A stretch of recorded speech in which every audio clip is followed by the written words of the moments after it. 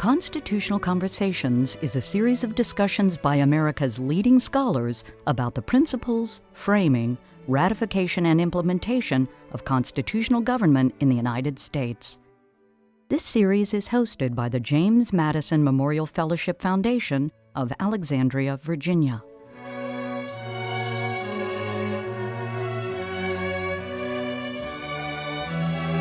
Revolutions are complex events, and if you try to explain an event as significant and long-running as the American Revolution was, historians and scholars can come up with any of a number of explanations.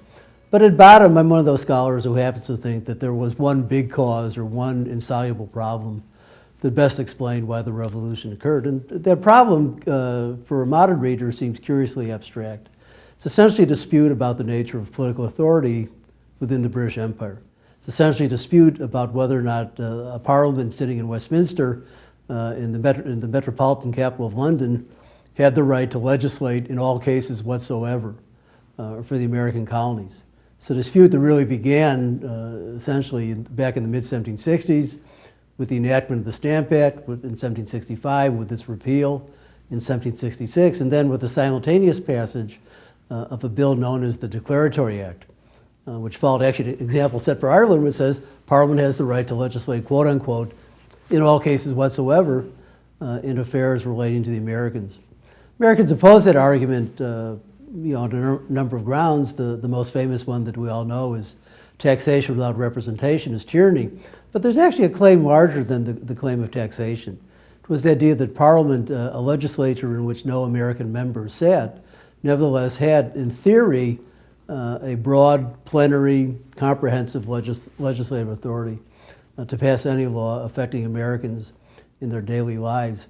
The issue began as a very serious, actually very fast-moving constitutional debate in the mid-1760s. Americans developed their positions pretty quickly. They left a couple of aspects unrefined, as did the British. But by 1766, and certainly by the late 1760s, the essential argument was there.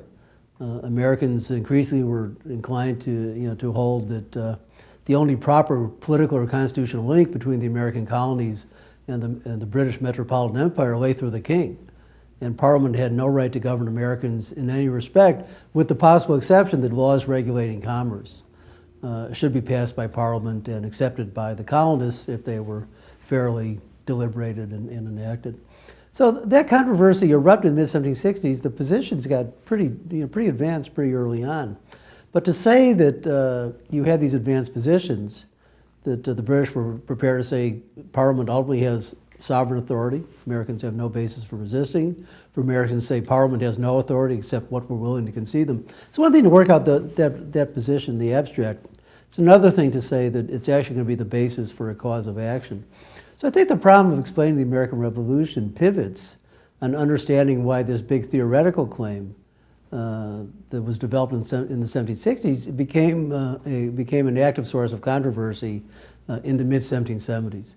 The critical moment, I think, came after the Boston Tea Party, when Parliament decided that, first the government of King George III, his leading minister, Lord North, the men around them, decided that Massachusetts had to be punished severely for its general defiance of imperial policy and the specific acts that led to the Tea Party.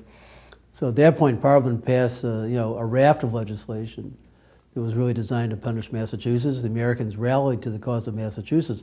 At that point, what had been a somewhat abstract controversy back in the 1760s now really became the focus of debate. And once you push the debate that far, once the British took the steps they did, to punish and isolate Massachusetts in the way that they did, and the other colonies rallied to support Massachusetts, there's really no pulling back from a controversy that was basically insoluble. There was no way, short of having open, direct negotiations, to work out the differences between the two countries, to get over the conflicting claims. So I think it was that controversy that was really the key source of the revolution. It's a little hard for modern readers to grasp this. In some ways it seems like a very theoretical debate. Why would people worry that much about seemingly abstract principles? But the way in which the issue came to be framed left it really without any resolution.